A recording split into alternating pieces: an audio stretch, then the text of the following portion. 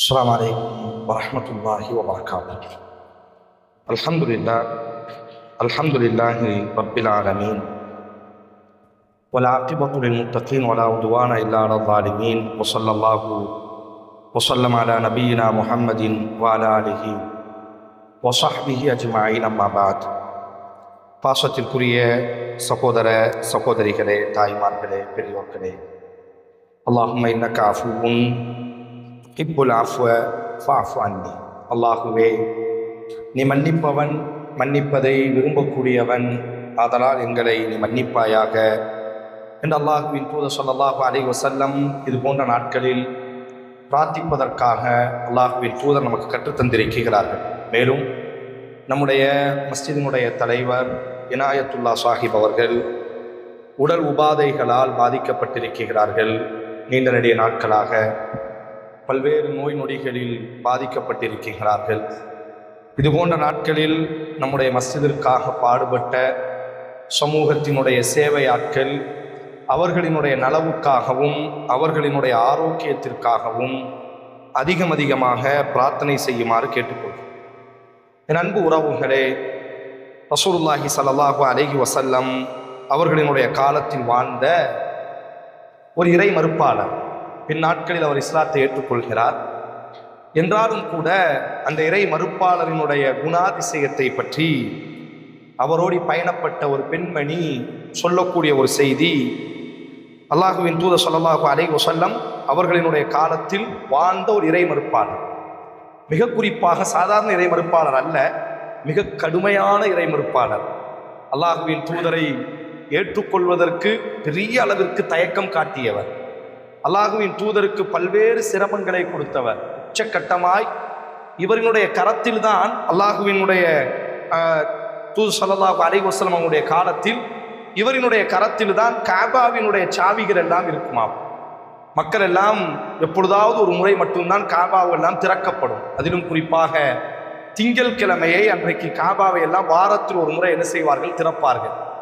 நபி ஸல்லல்லாஹு அலைஹி வஸல்லம் ஹிஜ்ரத் மேற்கொள்ளக்கூடிய அந்த நாள் அல்லாஹுவின் தூதருக்கு ஒரு ஆசை, இறுதியாக நாம் சொந்த நாட்டை விட்டு இறை இல்லமாம் காபாவை விட்டு நாம் விடைபெறப் போகிறோம்.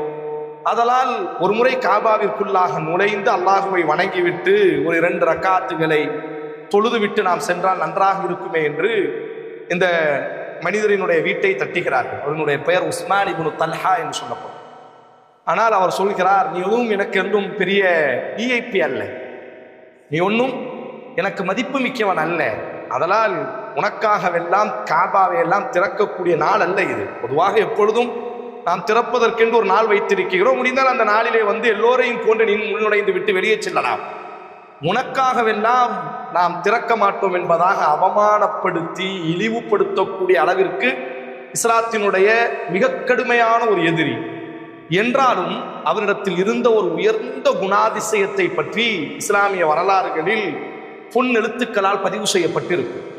அபூ சலமா, உம்மு சலமா என்ற 2 நபித்தோழர். அபூ சலமா என்பவர் கணவர், உம்மு சலமா என்பவர்கள் மனைவி. மக்கால அவங்களுக்கு வாழ்றாங்க. மக்காவை பிறந்தவர்கள், மக்காவை சூழ்ந்து வாழக்கூடியவர்கள். மக்கால் அவங்க இருவரும் இஸ்லாத்தை ஏற்றுக்கொள்கிறார். நபி ஸல்லல்லாஹு அலைஹி வஸல்லம் அவர்கள் ஹிஜ்ரத்திற்காக அனுமதி கொடுக்கிறார்கள். இவங்க 2 பேருக்கும் ஒரு தம்பதி தான் சலமா என்ற ஒரு சின்ன புள்ள அப்பொழுதுதான் பிறந்திருக்கிறது.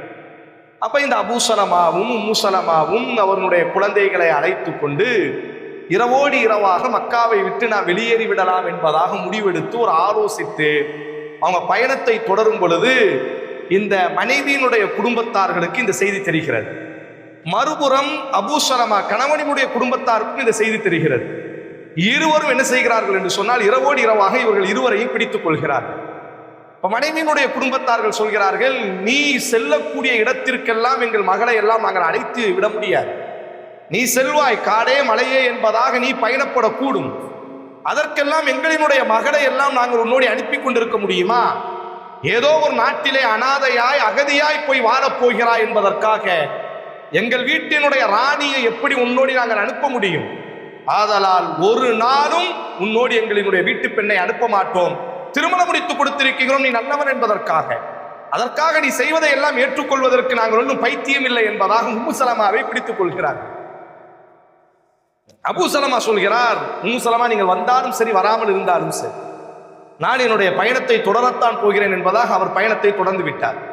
இந்த அபூ சலமாவினுடைய குடும்பத்தார்கள், உம்மு சலமா கையில குழந்தை இருக்குல்ல, ஏன் புள்ள போகும்பொழுது நீ என் புள்ள கூட போலல்ல, எப்ப என் புள்ள வேணான்னு உன் குடும்பம் முடிவெடுத்துட்டோ, என் பிள்ளையினுடைய புள்ள மட்டும் உன் கையில எப்படி இருக்கலாம் சொல்லி அந்த பச்சை பிள்ளையையும் அபூ சலமாவினுடைய குடும்பத்தார்கள் பிடுங்கி விட்டு சென்று விட்டார்கள். உடனே இந்த உம்மு சலமா என்ன செய்வார் என்று சொன்னால், ஹதீஸ்ல வரலாறுகள்ல வரும், தினமும் காலையில இருந்து சூரியன் அஸ்தமிக்கக்கூடிய வரை எங்க அபூ சலமாவையும் தன்னுடைய குழந்தையை பிரிந்தாலோ அங்க நின்று அழுது கொண்டே இருப்பார். நாட்கள், வாரங்கள், மாதங்களாக கடந்து செல்கிறது. இவள் மீது இறக்கப்பட்ட அந்த அபூ சலமாவினுடைய குடும்பத்தார்கள், என்னதான் இருந்தாலும் ஒரு தாயையும் பிள்ளையும் நம்ம பிரிக்க கூடாது அல்லவா அப்படின்னு சொல்லி என்ன செஞ்சிட்டாங்க, பிள்ளைய கொண்டு வந்து என்ன செஞ்சிட்டாங்க, உம்மு சலமாவுடைய கையில கொடுத்துட்டாங்க. மீண்டும் அவள் பிள்ளையோடு சேர்த்து என்ன செய்வார், அபூ சலமாவை எங்க அவள் விட்டாலோ, எங்கே அபூ சலமா தன்னை விட்டு விட்டு பயணத்தை தொடர்ந்தாரோ அந்த இடத்திலேயே நின்று அபூ சலமாவை பார்த்தவராக, ஒரு சென்ற பாதையை பார்த்தவராக அழுது கொண்டே இருப்பார். ஒரு கட்டத்தில் அந்த உம்மு சலமாவினுடைய குடும்பத்தார்களே இறக்கப்பட்டு இவள் பைத்தியமாகி விடுவாள். காரணம் அந்த மாதிரி தான் அவங்களினுடைய செயல்பாடுகள் எல்லாம். எங்க தன் கணவனை இழந்தாலும் அங்கேயே காலையிலிருந்து நைட் வரை நிற்கிறா, அழுதுகிட்டே நிற்கிறா. வெயில் அடிக்குகிறது, மழை பொழிகிறது, காத்தடிக்குகிறது, அவளுக்கு எதுவுமே தோண மாட்டுக்கு. அப்ப அந்த குடும்பத்தார்கள் ஒரு முடிவெடுக்கிறாங்க, இவ செத்து போய் விடுவாள், பைத்தியமா போயிடுவா அப்படின்னு சொல்லி அந்த உம்மு சலமாவினுடைய பெண் குடும்பத்தார்கள், நீ எக்கேடு கெட்டாவது போய் ஒளிந்து தொலை என்பதாக அனுப்பி விடுக்கிறார். அப்ப இந்த பெண்மணி என்ன செய்கிறார் என்று சொன்னால், தான் பச்சை பிள்ளைய கையில தூக்கி கொண்டு மக்கால இருந்து பாலைவனத்துல நடக்க ஆரம்பிக்கும் பொழுது, இப்ப நாம் பார்க்கக்கூடிய அந்த உஸ்மான் இப்னு தல்ஹா இஸ்லாத்தினுடைய ஆகப்பெரிய எதிரியார். அல்லாஹுவின் தூதரை கண் கொண்டு பார்ப்பதற்கு சம்மதிக்காத ஒரு தோழர் அவர். அவ்வளவு வெறுப்பு மனம் முழுவதும் அல்லாஹுவின் தூதர். அவரெல்லாம் பாரம்பரியமாக நாங்கள் எல்லாம் மிக மூத்தவர்கள் என்ற நம்பிக்கையில் இருக்கக்கூடியவர்.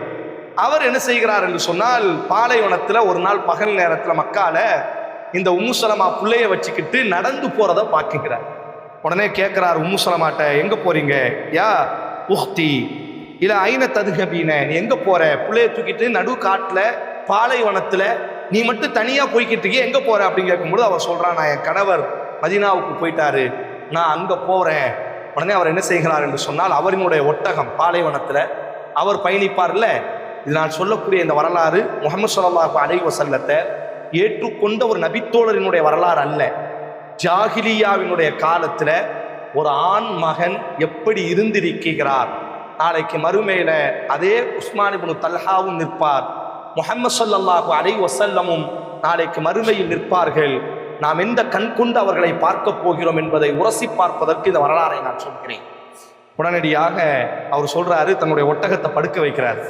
படுக்க வச்சு, நீ இந்த ஒட்டகத்துக்கு மேலே ஏறு, நடு பாலைவனத்துல இரவு பகல் காணாம பயணப்படணும், 450 கிலோமீட்டர் 500 கிலோமீட்டர்கள் பயணப்படணும். சின்ன இளம்பெண் இவள், பச்சை குழந்தை, பிறந்து ஒரு 6 மாதம் 7 மாதமான ஒரு குழந்தை. இந்த குழந்தையை வச்சுக்கிட்டு நீ எப்படி நடந்தே போவாய், செத்து விடுவாய், அதனால என் ஒட்டகத்துல ஏறுன்னு சொல்லிட்டு உம்மு சலமா சொல்றாங்க, எனக்காக அவர் அந்த ஒட்டகத்தை படுக்க வைத்தார். நான் அந்த ஒட்டகத்துல வேற வழியே இல்லை, எனக்கு ஒரு பெரிய அன்றைக்கு ஒரு பாதுகாப்பு தேவைப்பட்டது. நான் அந்த ஒட்டகத்துக்கு மேல ஏறிக்கொண்டேன். அந்த ஒட்டகத்துக்கு மேல அவர் ஏறல, அவர் நடந்தே வருவார். அந்த ஒட்டகத்தினுடைய கயிறை மட்டும் அவர் பிடித்துக் கொள்வார். அவர் நடந்தவராக 450-500 கிலோமீட்டர்கள்.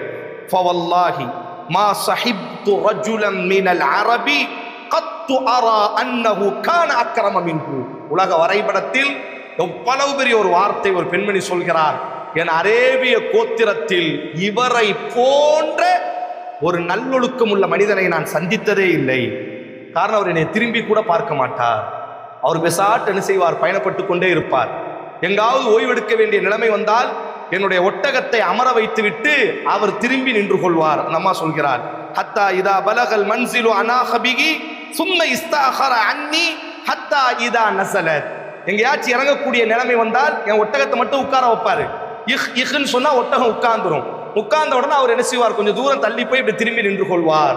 நான் அந்த ஒட்டகத்துல விட்டு என்ன செய்வேன், இறங்குவேன். எங்காவது ஓய்வெடுக்க வேண்டிய நிலைமை வந்தால் சும்ம கைதஹு ஃபி ஷஜரா, ஒரு மரத்தினுடைய நிழலுக்கு கொண்டு போவார். நான் அங்க போய் என்ன செய்வேன், ஓய்வெடுப்பேன். அவர் தூரமாக ஒரு இடத்துல போய் என்ன செய்வார், அவர் பெசாட்டு திரும்பி பார்க்காமல் உட்கார்ந்து கொள்வார். இப்படி இரவு பகல் காணாமல் ஒரு வார காலமாக எந்த பேச்சும் அவர் என்னிடத்தில் பேசவில்லை. அவர் சொல்லக்கூடிய ஒரு வார்த்தை என்னிடத்துல, அவர் எந்த பேச்சையும் அவர் என்ன செய்யவில்லை, பேசவில்லை. கடைசியாக குபாவினுடைய மதீனாவினுடைய எல்லை வந்த பொழுது அவரினுடைய ஒட்டகத்தை படுக்க வைத்தார், உட்கார வைத்தார். நான் இறங்கினேன், ஒரே ஒரு வார்த்தை சொன்னார், இதற்கு பிறகு நான் உங்களோடு பயணிக்க முடியாது. காரணம், என்னுடைய எதிரிகள் எல்லாம் வாழக்கூடிய பகுதி இந்த பகுதி. அதனால் நீங்கள் உங்கள் கணவரோடு போய் சேர்ந்து கொள்ளுங்கள், நீங்கள் எதிர்பார்த்த மதீனாவிற்குள்ளாக நீங்கள் வந்து விட்டீர்கள் என்பதாக சொல்லி, அதுக்கு பிறகு சொல்றான் அந்த அம்மா, வரலாறு வாழ்க்கையில நான் திரும்பி கூட அவர் என்ன செய்யல, பார்க்கவே இல்லை. நான் ஏதாச்சும் சொல்வேன், நன்றி சொல்வேன், எதையுமே அவர் எதிர்பார்க்கவே இல்லை. 450-500 கிலோமீட்டர்கள் ஒரு அரேபிய பாலைவனத்தில் ஜாகிலியத்தினுடைய காலத்தில் பெண்களை மட்டமாகவே பார்த்து வளர்ந்த, பெண் ஆதிக்கத்தின் ஊடாக தங்கள் அரசியலை அமைத்துக் கொண்ட ஒரு மனிதர். ஆனா அவர் சொல்லக்கூடிய வார்த்தை, மா வஜத்து அஅதம ஹுலுகன் மின் உஸ்மான் இப்னு தல்ஹா, வரலாற்றில் அவரை மாதிரி ஒழுக்கமுள்ள ஒரு மனிதரை நான் என்ன செய்யவே இல்லை, வரலாறுல பார்த்ததே இல்லை என்பதாக சொல்வார். உஸ்மான் இப்னு தல்ஹா எந்த பேச்சுமே பேசாம என்ன செஞ்சிட்டாரு, மக்காவிற்குள்ளாக வந்து விட்டார். அல்லாஹ் ரப்புல் ஆலமீன் எவ்வளவு பெரிய கண்ணியத்தை அல்லாஹ் அவருக்கு கொடுத்தான் என்பதற்கு இப்போ நான் ஒரு செய்தியை உங்களுக்கு ஞாபகம் முட்டுகிறேன். ஒரு சக பெண் அரேபியர்கள் ஒரு கவிதை படிப்பார்கள். இந்த உம்மு சலாமா என்ன செய்யறாங்க அப்படின்னு சொன்னா, தன்னுடைய கணவர்கிட்ட நடந்த நிகழ்வுகளை எல்லாம் சொல்கிறார். அவர் ரொம்ப ஆச்சரியமா கேட்கிறார், நீ எப்படியெல்லாம் வந்த அப்படின்னு கேட்கும் பொழுது அவர் என்ன செய்வார், அவ சொல்வாள், தான் வந்த அந்த நிகழ்வுகளை எல்லாம் சொல்லிட்டு ஒரு கவிதை படிப்பாள். அரேபியர்கள், எங்கள் அயல் வீட்டு பெண்கள் பயணப்படுகிறார்கள், அவர்கள் மறையக்கூடிய வரை எங்கள் தலையை நாங்கள் தாழ்த்திக் கொள்கிறோம், அவள் அயல்வாசியாக இருந்தாலும் அவள் என்னை நம்பி இருக்கிறாள், ஆதலால் நான் அவள் முகத்தை பார்ப்பதற்கு கூச்சப்படுகிறேன் என்று ஒரு அரேபிய கவிதை இருக்கிறது. அந்த கவிதையை சொல்லிட்டு சொல்றா, இந்த கவிதைக்கு பொருத்தமான ஒரு மனிதர் யார் என்று சொன்னால் உஸ்மான் இப்னு தல்ஹா தான் அப்படின்னு சொல்கிறார். காலம் உருண்டோடுகிறது. இவ்வளவு ஒரு கண்ணியத்தோடு நம்மை நம்பி வந்திருக்கக்கூடிய சக மனிதன், ஒரு சக பெண்மணி, இதுதான் சந்தர்ப்பம் என்பதாக வேட்டையாட துணியாமல், இதுதான் சந்தர்ப்பம், நம்முடைய கொள்கைக்கு எதிரானவர், நம்முடைய சிந்தனைக்கு எதிரான ஒரு கூட்டத்தோடு பயணப்பட போகிறார். ஆனாலும் ஒரு ஆண்மகனுக்கு இருக்க வேண்டிய அந்த இரக்கம், ஒரு ஆண்மகனுக்கு இருக்க வேண்டிய அந்த வக்காரத், ஒரு கண்ணியம், இவையெல்லாம் உஸ்மான் இப்னு தல்ஹாட்ட நிரப்பமாக இருந்ததினால் அல்லாஹ் ரப்புல் ஆலமீன் அவருக்கு கொடுத்த ஒரு பெரிய பாக்கியம். நபி ஸல்லல்லாஹு அலைஹி வஸல்லம் மக்கா வெற்றியின் பொழுது, இது போன்ற ஒரு ரமதானினுடைய மாதம், ஹிஜ்ரி 8ஆம் ஆண்டு பிறை 18 அல்லது 20 ரசூலுல்லாஹ் காபாக்குள்ள நுழையும் பொழுது ரசூலுல்லாஹ் ஒரு வார்த்தை சொல்வார்கள், இந்த பூமியில ஒரு கண்ணியத்திற்குரிய ஒரு மகன் இருக்கிறார், அவரினுடைய வாப்பா கண்ணியமானவர், அவரும் கண்ணியமானவர், அவரினுடைய பெயர் உஸ்மான் இப்னு தல்ஹா, ஆதலால் அவரிடத்திலே நாம் அனைவரும் கண்ணியமாகவே நடந்து கொள்ள வேண்டும். காரணம், அவர் மிக ஒழுக்கமானவர், அவர் இறைமறுப்பாளர். ஆனா ரசூலா என்ன சொல்றாங்க, மக்காக்குள்ள நுழையும் பொழுது இந்த பூமியில ஒருவர் இருக்கிறார், அவர் கண்ணியத்திற்குரிய மகன், அவரை பெற்றெடுத்த தந்தையும் கண்ணியத்திற்குரியவர், அவரிடத்தில் நம்ம கண்ணியமாக நடந்து கொள்ள வேண்டும் என்பதாக அலி ரலியல்லாஹு அன்ஹு அவர் என்ன செய்கிறார் என்று சொன்னால், மக்கா வெற்றியின் பொழுது என்ன செய்கிறார், இஸ்லாத்தை ஏற்றுக்கொள்கிறார். ரசூலுல்லாஹி ஸல்லல்லாஹு அலைஹி வஸல்லம் அவர்களினுடைய கரத்தை பிடித்து, இவ்வளவு பெரிய அந்த ஒழுக்கத்திற்கு அல்லாஹ் கொடுத்த ஒரு பெரும் கண்ணியம், அவரோடு இருந்த எல்லோரும் செத்து ஒளிந்து விட்டார்கள், அவரோடு இருந்த எல்லா பகைமைக்காரர்களும் என்ன செய்து விட்டார்கள், மார்க்கத்தின் ஊடாக நாட்டை விட்டு ஓடிவிட்டார்கள். ஆனால் இந்த உஸ்மான் இப்னு தல்ஹாவிற்கு அவரினுடைய அந்த ஒழுக்கம், அவரினுடைய அந்த கம்பீரம், அவரினுடைய அந்த ஆண்மைக்கு அல்லாஹ் கொடுத்த ஒரு கண்ணியம் என்னவென்று சொன்னால், ரசூலுல்லாஹி ஸல்லல்லாஹு அலைஹி வஸல்லம் அவரை கண்ணியப்படுத்தி மகிமைப்படுத்தி அல்லாஹுவின் தூதரினுடைய கரத்தில் இஸ்லாத்தை ஏற்றுக்கொள்கிறார். ஏற்றுக்கொண்டதற்கு பிறகு அவர் கையில தான் என்ன இருக்கிறது, காபாவினுடைய சாவிகள் இருக்கிறது. இப்போ நபி ஸல்லல்லாஹு அலைஹி வஸல்லம் அவங்க காபாக்குள்ள போகணும்னு ஆசைப்படுறாங்க. அப்போ அலி ரலியல்லாஹு சொல்லுவாங்க, போய் அவர் வீட்டில் போய் சாவியை வாங்கிட்டு வாங்க. எப்பவுமே அவர் திறக்கக்கூடியவர், ஆனால் அவருக்கு முன்னாடி நடந்த நிகழ்வுகள் எல்லாம் முன்னாடி வந்துட்டு போகும்ல கண்ணுக்கு முன்பாக. அல்லாஹுவின் தூதர் இது போன்ற ஒரு 8-9 ஆண்டுக்கு முன்பாக நம்மள்கிட்ட சாவி கேட்ட பொழுது அவரை கழுத்தை பிடித்து வெளியே தள்ளாத குறையாக நாம் அவமானப்படுத்தணும்ல, அதனால் அவர் திறக்காம அலி ரலியல்லாஹுடைய கையில கொடுத்து, நீங்களே திறந்துக்கிடுங்க, இனி உங்க காட்சி, உங்களினுடைய கைகளில் இந்த நகரம் வந்து விட்டது, நீங்கள் சொல்வதுதான் சட்டம், வைத்துக் கொள்ளுங்கள் என்பதாக அலி ரலியல்லாஹுடைய கையில் அலி ரலியல்லாஹு வாங்கிட்டு வரும்பொழுது ஒரு சந்தோஷம். இன்னைக்கு நம்ம கையில இஸ்லாம் வந்துட்டு, இந்த நகரமும் நம்முடைய கைக்கு வந்துட்டு. அலி ரலியல்லாஹுக்கு ரொம்ப ஆசை என்னன்னா, காபாவினுடைய சாவி நம் கையில இருக்கணும், காலம் காலமா இனி நம்முடைய தலைமுறை கையில இது இருக்கணும்னு ஆசைப்பட்டு ரசூலுல்லாஹ்வுடைய கையில கொடுக்கும் பொழுதே ரசூலுல்லாஹ்ட்ட சொல்றாரு, யா ரசூலல்லாஹ் திருப்பி நீங்க என்கிட்டயே தந்துருங்க, நம்ம குடும்பமே இதை பராமரிப்போம். காரணம் குர்ஆன்ல அல்லாஹ் காபாவை பராமரிப்பதை சிலாகித்து பேசுவார். காலம் காலமாக அரேபியர்களினுடைய தலைமகன் இந்த காபாவை பராமரிப்பவர்களாக மதிக்கப்படக்கூடியவர்கள். இப்ப நமக்கு இன்னைக்கு இந்த பாக்கியம் கிட்டி விட்டது. இப்ப ரசூலுல்லாஹ் சிரிச்சுக்கிட்டே சாவியை வாங்கிட்டு உள்ள போய் தொழுதுட்டு, ரசூலுல்லாஹ்க்கு ஒரு ஆசை, நம்ம தலைமுறை கையிலேயே இந்த காபாவினுடைய சாவி இருக்கட்டுமே அப்படி நினைத்ததுதான் தாமதம். அல்லாஹ் வசனத்தை இறக்குவான், இன்னல்லாஹ யஅமுருக்கும் அன் துஅத்துல் அமானாத்தி இலா அஹ்லிஹா. நபியே, அல்லாஹ் உங்களுக்கு ஏவுவதெல்லாம் யாரிடத்தில் நீங்கள் அமானிதமாக ஒன்றை பெற்றீர்களோ அதை சரியாக நிறைவு செய்ய வேண்டும். உடனே ரசூல் ஸல்லல்லாஹு அலைஹி வஸல்லம் உஸ்மான் இப்னு தல்ஹாவை அலி ரலியல்லாஹு விட்டு கூட்ட விடுவாங்க, வாங்க கூட்டுவாங்க, உஸ்மான் இப்னு தல்ஹாவை நீங்க கூட்டுவாங்கன்னு சொல்லிட்டு நபி ஸல்லல்லாஹு அலைஹி வஸல்லம் அவர்கள் அந்த உஸ்மான் இப்னு தல்ஹாவினுடைய கையில இந்த சாவியை கொடுத்ததற்கு பிறகு அல்லாஹுவின் தூதர் ஒரு வார்த்தை சொல்வார்கள், உஸ்மான் அவர்களே, காலம் முழுவதும் உலகம் உள்ளவரை உங்கள் கையில் தான் இந்த சாவியில் இருக்க வேண்டும். ஹாலிதன், நிரந்தரமாக உங்கள் கையிலேயே இருக்க வேண்டும். உங்கள்கிட்ட இருந்து ஒருத்தன் எவன் பறித்தாலும், அலி ரலியல்லாஹு பார்த்து இந்த வார்த்தை, ஏன்னா அந்த நேரத்தில் அவங்களுக்கு ஆசை நம்ம கையில இந்த சாவி இருக்கணும்னு சொல்லி ரசூலுல்லாஹ்வுடைய அந்த வார்த்தையின் அழகை பாருங்கள். ஹாலிதன் ஃபீஹா, நிரந்தரமாக உன் கையிலேயே தான் இது இருக்கணும். காரணம், இந்த காபாவை பாதுகாக்கக்கூடிய பொறுப்பை அல்லாஹ் உன் கையில் தந்திருக்கிறான். காரணம், இயற்கையாகவே பாதுகாக்கக்கூடியது. காரணம், ஒரு பெண்ணினுடைய கற்பை, ஒரு பெண்ணினுடைய மானத்தை அல்லாஹ் எவ்வளவு ஒரு இணக்கத்தை, ஒரு நெருக்கத்தை அல்லாஹ் ஏற்படுத்துகிறார். உங்க கையில தான் இந்த சாவி இருக்க வேண்டும். அதற்கு மிக தகுதியானவர் நீங்கள் தான். உங்கள்கிட்ட இருந்து எவனாவது ஒருவன் பறித்தால், பறிப்பதற்கு முயற்சி செய்தால், இல்ல வாலில், அவன் அநியாயக்காரன், அக்கிரமக்காரனாகவே இருப்பான் என்பதாக நபிகள் நாயகம் ஸல்லல்லாஹு அலைஹி வஸல்லம் அவர்கள் சொல்லி, இஸ்லாமிய வரலாறுல எவ்வளவோ நமக்கு மத்தியில் யுத்தம் நடந்திருக்கிறது. காபாவெல்லாம் எரிக்கப்பட்டிருக்கிறது, காபாவிலெல்லாம் யுத்தம் நடந்திருக்கிறது. ஆனா இன்று வரை ஒருவருக்கும் துணிவில்லை அவரினுடைய குடும்பத்திலிருந்து அந்த சாவியை வாங்குவதற்கு. இன்னைக்கும் அவரினுடைய குடும்பத்தார்கள் தான் என்ன செய்கிறார்கள், காபாவினுடைய அந்த வாயிலினுடைய சாவியை உஸ்மான் இப்னு தல்ஹாவினுடைய குடும்பம், நீங்க யார் இன்னைக்கு போய் பார்த்தீங்கன்னா அவர் கையில இருக்கும், அவங்க வாப்பா, அவர் வாப்பா இப்படியே போச்சு அப்படின்னு சொன்னா உஸ்மான் இப்னு தல்ஹா. நான் என்ன சொல்ல வருகிறேன் என்றால், நாம ஒழுக்கமாக இருக்கும் பொழுது, இந்த உம்மு சலமா ஒரு கவிதை படிச்சால, அயல்வாசியினுடைய பெண்கள் வீட்டை விட்டு மறையும் வரை எங்கள் பார்வையை தாழ்த்தி இருப்போம். காரணம், எங்களுக்கு மிக நேசத்திற்குரியவர்கள், நம்பிக்கைக்குரியவர்கள் அயல்வாசிகள். அப்ப நம்மளை நம்பி வந்தவர்களை, குறிப்பாக பெண் சமுதாயம், நாம் இரவுல தொழுவது, கண்ணீர் வடிப்பது, இதெல்லாம் ஒரு புறம் இருக்கட்டும். இவை எல்லாத்தையும் தாண்டி குர்ஆன் அல்லாஹ் ஒரு வார்த்தை சொல்கிறான், இன்னல்லாஹ லா யுஹிப்புல் ஹாயினீன். துரோகிகளை அல்லாஹ் விரும்பவே மாட்டான். குறிப்பாக பெண்கள் விஷயத்தில் நம்மளை நம்பி ஒப்படைக்கப்பட்ட பெண்கள், அயல்வாசிகள், நம்முடைய மதரசாவிற்கு வரக்கூடியவர்கள், நம்முடைய கீழாக வேலை பார்க்கக்கூடியவர்கள், கணவன்மார்கள் நம்பி அனுப்புகிறார்கள். ஒரு தாய் நம்பி கல்லூரிக்கு அனுப்புகிறார்.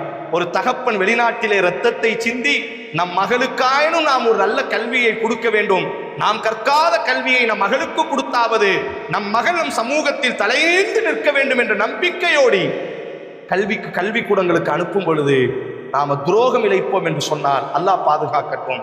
அதற்கு நேர் எதிராக எந்த சூழலிலும் நாம் ஒழுக்கத்தை கைவிடாமல் இருந்தால் நம் தலைமுறையே கண்ணியத்தோடி வாழும் என்பதற்கு உஸ்மான் இப்னு தல்ஹா அவர்தான் ரொம்ப ஒழுக்கமா இருந்தாரு.